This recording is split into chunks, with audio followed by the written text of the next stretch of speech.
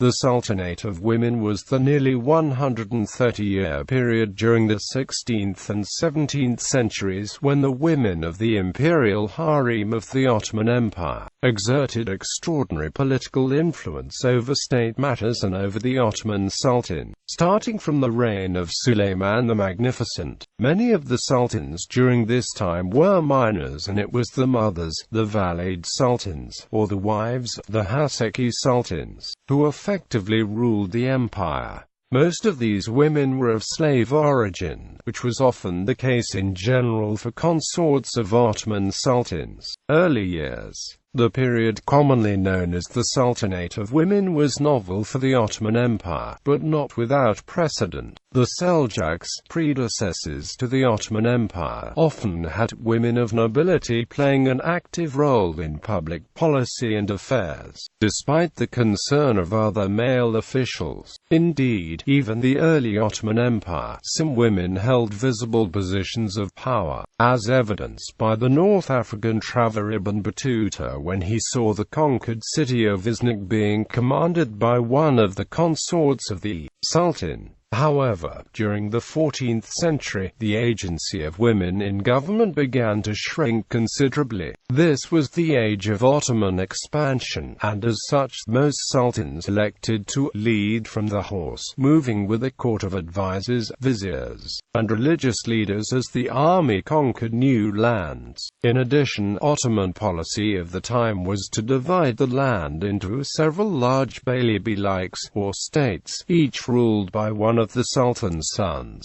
and accompanied by the mothers. In effect, this kept all of the women with connection to the higher levels of government far away from any place where they could hold meaningful power. What's more, the practice of fratricide, in which an ascendant sultan would execute all his brothers to secure his throne, made the mothers and wives of princes even more dependent on the men. Fortunes began to change, however, with the beginning of the 16th century, and the concurrence of two significant events: the end of Ottoman expansion, and the merging of the Imperial Harem into the palace proper. During the reign of Suleiman the Magnificent, it became clear that the empire had reached its outer limits, with borders stretching thousands of miles in nearly every direction. The Sultan simply could no longer afford to go on extended military campaigns, especially after the failure of the siege of Vienna. The vastness of the empire also made the beylik system increasingly impractical, and as such the princes began to move back to the capital. However, with the primary military and economic strength neutralized, there was no longer a need for the practice of fratricide. In addition, Suleiman's reign famously marked the merging of the Imperial Harem into the palace and political sphere, as he became the first sultan to be officially married to the woman later known as Harem Sultan. Though controversial even at the time, this act, combined with the centralization of the imperial dynasty, brought the women of the harem closer to real power than they had ever been. As the royal princes lost power from the loss of the governance, the wives and mothers gained significantly, using the prince's status and connections to influence court and imperial decisions. In the late 16th century, Murad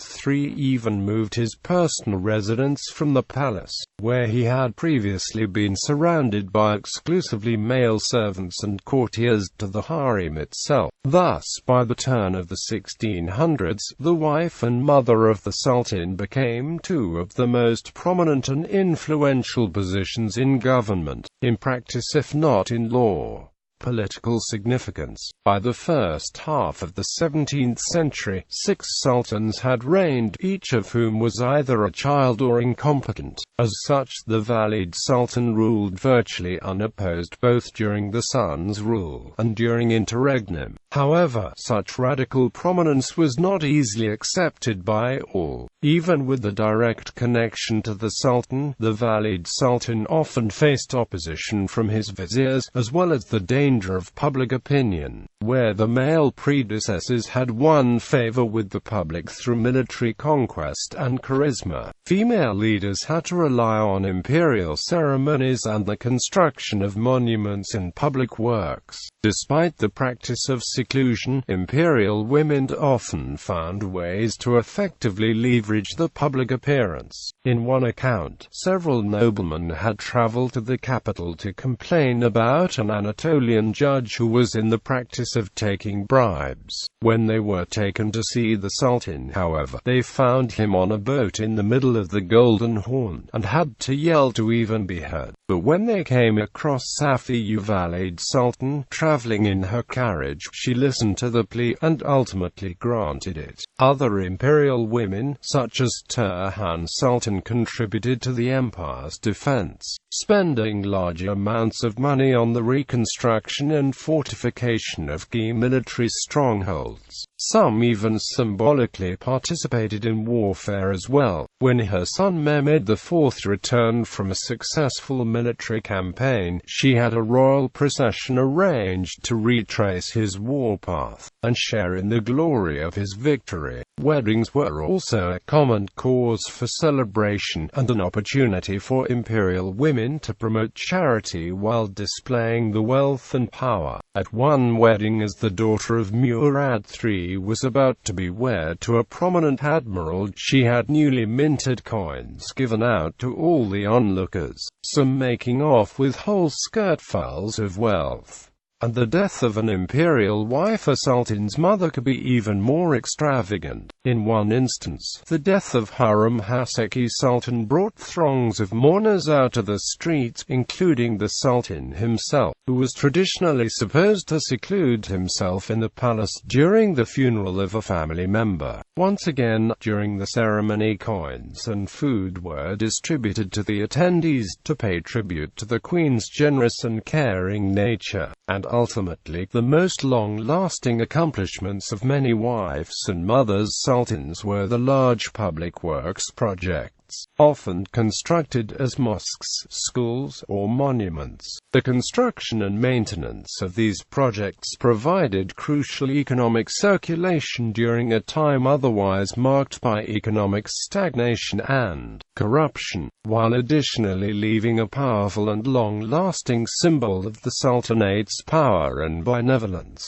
While the creation of public works had always been an obligation of the Sultanate, sultanas such as Suleiman's mother and wife undertook projects that were larger and more lavish than any woman before them, and most men as well. Role of Aisha Haseki Sultan. The first such woman given the title of Valide Sultan was Aisha Haseki Sultan, originally a Crimean Tatar princess and the mother of Suleiman the Magnificent. She accompanied her son when he was appointed governor of Manisa at the age of 17, and on his succession to the throne in 1520 took charge of the Imperial Harem in Istanbul. Although there is some uncertainty about when the Sultan's harem actually came to take up residence at Topkapi Palace, she is credited with being an advisor to her son, practically a co-regent, until her death in 1534. She was probably the first Valide Sultan to have had built a large complex consisting of a mosque, a primary school, a college and a hospice in Manisa.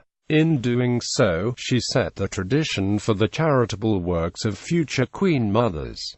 Role of Harem Sultan. Breaking with 2 centuries of Ottoman tradition, a former concubine became the legal wife of Sultan Suleiman the Magnificent, much to the astonishment of observers in the palace and in the empire. It made Suleiman the first emperor to have a wed wife since Orhan Gazi, and strengthened Harem Sultan's high position in the palace. She quickly came to the attention of her master, and attracted the jealousy of her rivals. She soon proved to be Suleiman's favorite consort, Haseki Sultan.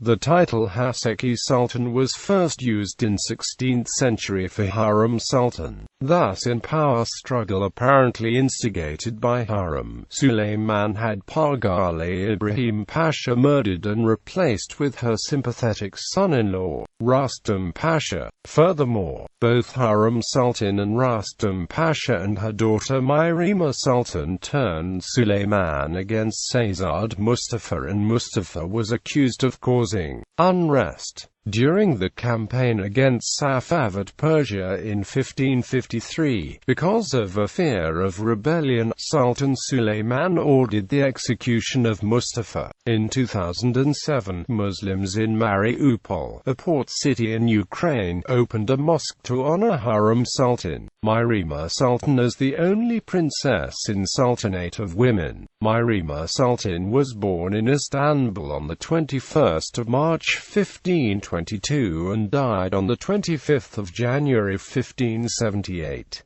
Myrima traveled throughout the Ottoman Empire with her father, as he surveyed the lands and conquered new ones. In Constantinople on the 26th of November 1539, at the age of 17, Myrima Sultan married Rustam Pasha, the Grand Vizier under Suleiman. She had access to considerable economic resources and often funded major architectural projects.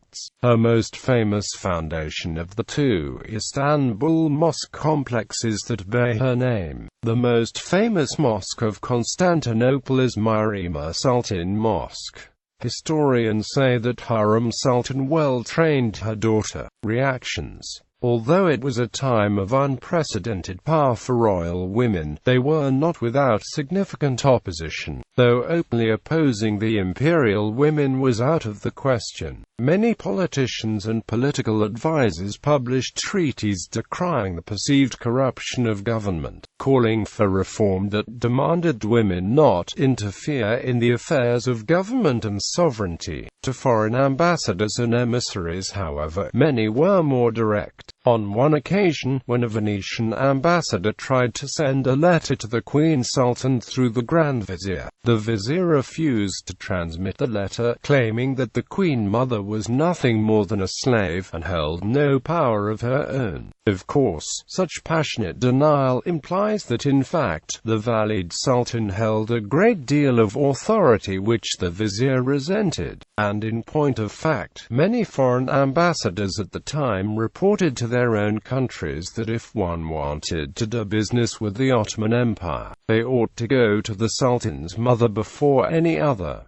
powerful sultaness during the period. Harem Sultan received 2,000 aspas a day as a Haseki Sultan. Myrima Sultan received 600 aspas a day as an imperial princess. Nurbanu Sultan received 2,000 aspas a day as a Valide Sultan. Safiyu Sultan received 3,000 aspas a day as a Valide Sultan. Handan Sultan received 1,000 aspas a day as a Valide Sultan, acted as a co-regent for Ahmed I. Halim Sultan received 3,000 aspas a day as a Valide Sultan, acted as a regent for Mustafa I. Kosem Sultan received 3,000 aspas a day as a Valide Sultan, acted as a regent for Murad IV and Mehmed IV. Tahan Sultan received 2,000 aspas a day from 1648 to 1651, then received 3,000 aspas a day until her death, acted as a regent for Mehmed IV.